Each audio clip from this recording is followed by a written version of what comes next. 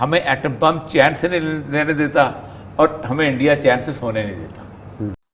دوستوں، سواگت ہے آپ سب کا میرے یوٹیوب چینل انیمیش ری ایکشن پہ۔ امید ہے آپ سب خوش ہوں گے۔ فرینڈز پلیز میرے چینل کو سبسکرائب کریں اور بیل آئیکن کو پریس کریں تاکہ آپ کو میرے آنے والے سارے ویڈیو کی اپڈیٹس ترنت مل جائیں۔ ویڈیو کو لائک اور شیئر ضرور کریں۔ ہمارا مسئلہ یہ ہے، ہم نہ سری لنکا نہ ساؤتھ کوریا بن سکتے ہیں، نہ ہم جاپان بن سکتے ہیں۔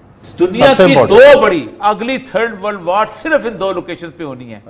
میں آپ اٹھائیں ذرا 2020 وارز کی جو کتابیں جو تین جو اکثر اوقات ان کا ذکر میں کرتا ہوں، وہ کہتے ہیں دو ہی لوکیشن ہیں جہاں وار ہونی ہے، ایک یوکرین اور ایک پاکستان۔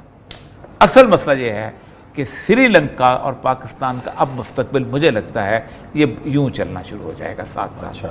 اگر یہاں بہتری آئی وہاں بھی آئے گی، اگر یہاں سائڈ چینج ہوئی وہاں بھی سائڈ چینج ہوگی، اور یہ سٹیپ جو ہے یہ کسی نہ کسی وقت لینا پڑے گا پاکستان کو بھی اور سری لنکا کو بھی۔ ناظرین، سنتے تو آ رہے تھے کہ سری لنکا میں معاشی بحران سے لوگ تنگ آ چکے ہیں، مگر اب پتہ چلا ہے کہ سری لنکن عوام کا صبر جواب دے گیا ہے۔ انہوں نے حکومت کے خلاف بغاوت کر دی ہے۔ عوام سڑکوں پر نکل آئے ہیں، سیاستدانوں کا گھیراؤ کیا جا رہا ہے، ان کے گھر جلا دیے گئے ہیں، حکومتی رکن کو جان سے مار دیا گیا ہے۔ عوام کی بغاوت کے بعد وزیر اعظم مستعفی ہونے پر مجبور تو ہو گئے، مگر عوام کا غصہ ہے کہ کم ہی نہیں ہو رہا۔ مشتعل ہجوم نے وزیر اعظم کے گھر کو جلا کر راکھ بنا دیا ہے۔ سری لنکن وزیر اعظم اور ان کی فیملی کو فوج نے بمشکل، جی ہاں بمشکل، عوام کے قہر سے بچا کر کسی محفوظ مقام پر منتقل کیا ہے اور ملک میں کرفیو لگا دیا ہے۔ ہستا بستا جو ملک ہے سری لنکا، وہ آج عبرت کی مثال بنا ہوا ہے، جس کی تباہی کی وجہ معاشی بحران، بے روزگاری، طویل لوڈ شیڈنگ، تیل کی کمی اور غذائی قلت ہے۔ ناظرین، سری لنکا میں جو ہوا اس میں پاکستان جیسے ترقی پذیر ممالک کے لیے سبق ہے۔ جی ہاں، بہت بڑا سبق ہے، کیونکہ پاکستان کے حالات بھی کافی حد تک سری لنکا سے ملتے جلتے ہیں۔ عوام روز بروز تنگ آ رہے ہیں، عوامی مشکلات بڑھتی جا رہی ہیں، سٹاک مارکیٹ کریش کر گئی ہے، ماہرین اسے بلڈ باتھ کا نام دے رہے ہیں۔ ریلیف کے بجائے عوام کو تکلیف دی جا رہی ہے۔ بلڈ باتھ ہو گیا سر، بلڈ باتھ، اوئے ہوئے ہوئے ہوئے، اتنا برا تو عمران خان کے دور میں نہیں ہوا سر۔ مسئلہ ہے پاکستان انڈیا کا۔ وہاں پر انڈیا جو ہے وہ چاہتا یہ ہے کہ بنگلہ دیش کی جو کل شبر زیدی صاحب کہہ رہے تھے کہ بنگلہ دیش کو انہوں نے وہاں بلٹ اپ، بنگلہ دیش میں انہوں نے کر تو لیا اکنامیکلی، لیکن بنگلہ دیش جو ہے اس وقت دنیا میں سیکنڈ بگیسٹ ملک سمجھا جاتا ہے جہاں ٹیررزم جو ہے وہ فلرش کر رہا ہے۔ انڈیا یہاں پر ہمیشہ سے ٹھیک تھا، اس نے ٹیملز کو سپورٹ کیا ہوا تھا، سنہیلیز کے خلاف تھا، سب کچھ تھا۔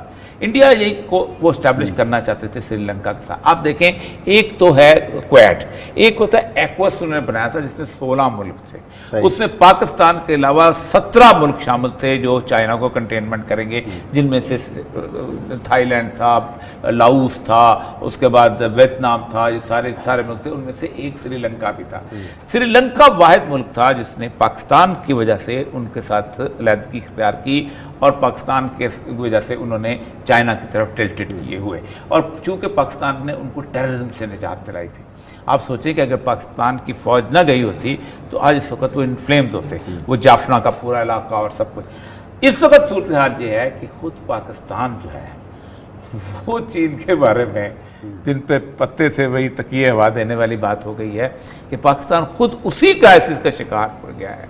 اصل مسئلہ یہ ہے کہ سری لنکا اور پاکستان کا اب مستقبل مجھے لگتا ہے یہ یوں چلنا شروع ہو جائے گا ساتھ ساتھ۔ اگر یہاں بہتری آئی وہاں بھی آئے گی، اگر یہاں سائڈ چینج ہوئی وہاں بھی سائڈ چینج ہوگی، اور یہ سٹیپ جو ہے یہ کسی نہ کسی وقت لینا پڑے گا پاکستان کو بھی اور سری لنکا کو بھی۔ یا تو آپ مکمل طور پہ امریکہ کے ہو جائیں گے اور یہ پورا ریجن جو ہے یہ انڈیا، پاکستان، سری لنکا، بنگلہ دیش یہ ایک ہو جائے گا۔ انڈیا کیسے ایک ہوگا ہمارے ساتھ؟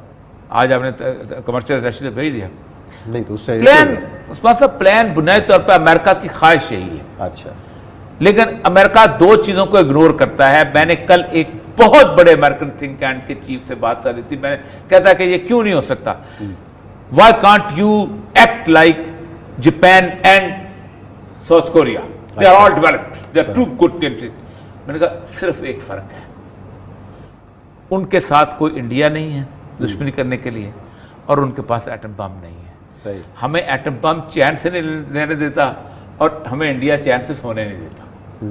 ہمارا مسئلہ یہ ہے, ہم نہ سری لنکا نہ ساؤتھ کوریا بن سکتے ہیں, نہ ہم جاپان بن سکتے ہیں. جاپان کا ارد گرد چاروں طرف سمندر ہے, ہمارے چاروں طرف سمندر نہیں ہے. ہمارے طرف تو انڈیا کھڑا ہوا ہے. جاپان کے پاس ایٹم بم نہیں ہے, وہ آج وہ کہتا ہے تو کہتے ہیں جی امریکن کہتے ہیں ہم پروٹیکٹ کر دیں گے. ساؤتھ کوریا کے پاس ایٹم بم نہیں ہے, ساؤتھ کوریا کے مقابلے پہ ایٹم بم موجود ہے نارتھ کوریا. وہ کہتا ہے میں کیا کروں, وہ امریکہ کے ساتھ اس کو کھڑا ہونا پڑتا ہے. ہمارے پاس دو اہم ترین چیزیں ہیں. ہمارے پاس 7 لاکھ فوج ہے, ہمارے پاس انڈیا کی دشمنی ہے, ہمارے پاس ایٹم بم ہے. ہم ساری زندگی نہیں بن سکتے. وہ اسٹریٹجی جو ہماری جو جغرافیائی حیثیت ہے, لوکیشن, دنیا کی دو بڑی اگلی 3rd ورلڈ وار صرف ان 2 لوکیشن پہ ہونی ہے. میں آپ اٹھائیں ذرا 2020 وارز کی جو کتابیں جو 3 جو اکثر اوقات ان کا ذکر میں کرتا ہوں, وہ کہتے ہیں 2 ہی لوکیشن ہیں جہاں وار ہونی ہے, ایک یوکرین اور ایک پاکستان. یہ ایک بادشاہ کی کہانی ہے جو بہت عادل اور انصاف پسند تھا, عوام پر بہت مہربان تھا. وہ مجرموں کو قانون کے مطابق سزا دلواتا ہے, جس کی وجہ سے سلطنت میں جرائم سمجھنے کے نہ ہونے کے برابر تھے. اچھا, لوگ خوشحال تھے, ہر طرف سکون ہی سکون تھا. ایک دن بادشاہ کے دربار میں ایک ایسا مجرم پیش کیا گیا جس کے لیے موت کی سزا تجویز کی جا چکی تھی. بادشاہ کی عادت تھی کہ وہ قتل کے مجرم سے اکیلے میں بات کیا کرتا تھا. اچھا, مجرم کے جرم کی مکمل جو تفصیل ہے وہ حاصل کرتا, اس کے جرم کرنے کی وجوہات, مجرم کو نفسیاتی طور پر جانچا کرتا تھا. یہ ایک ایسا معاملہ تھا جس کی بادشاہ اور مجرم کے علاوہ کسی کو خبر نہیں ہو پاتی تھی, اور مجرم بھی اس گفتگو کو بطور راز رکھنے کا پابند ہوتا. جب بادشاہ کی اس مجرم سے گفتگو مکمل ہو گئی تو بادشاہ نے دربار میں آ کر ایک انوکھا حکم نامہ جاری کیا. وہ حکم یہ تھا کہ مجرم کو فوری رہا کر دیا جائے اور مقتول کے لواحقین کو خون بہا سرکاری خزانے میں سے ادا کر دیا جائے. یہ حکم بادشاہ کے پچھلے تمام احکامات سے بہت مختلف تھا, لیکن سب خاموش تھے. مجرم کو رہا کر دیا گیا, مقتول کے گھر والوں کو خون بہا ادا کر دیا گیا.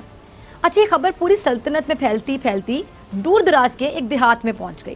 اچھا, ایک نوجوان جو عرصے سے دولت کی خاطر اپنے سگے چچا کو قتل کرنے کا سوچ رہا تھا, اس نے فیصلہ کیا کہ وہ اب یہ کر گزرے گا اور بعد میں بادشاہ اسے بھی شاید معاف کر دے گا. اس کے دوستوں نے اسے سمجھایا کہ بادشاہ کی حکمت کی بات تم نہیں سمجھ سکتے.